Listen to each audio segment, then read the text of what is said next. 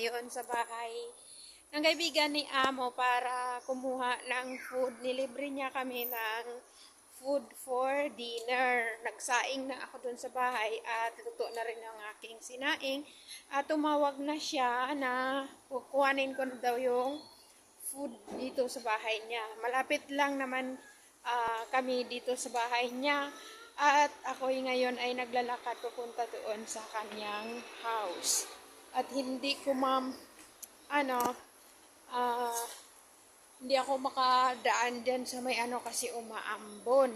At saka, ito nga pala ay i-upload ko ito sa aking YouTube channel na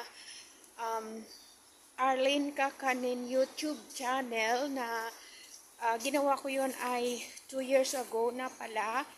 At ngayon ko lang uli nabuksan kasi focus nga ako sa pagre-reels. At naalala ko pala ay ako ay may YouTube channel. So kaya i-upload ko ito mga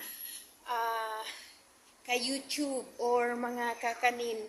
Ako nga pala ay dating nagtitinda ng kakanin ng ibos or suman, ay binabalot yun sa talbos ng niyog.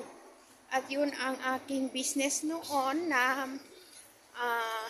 2 years ago na na-inform ako na at na-hired ako ng direct hiring para alaga dito sa aking minamahal na amo na matanda.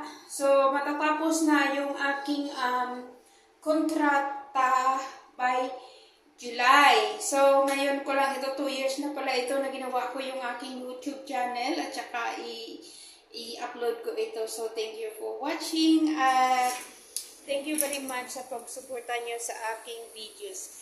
Bye and good evening. See you on my next video.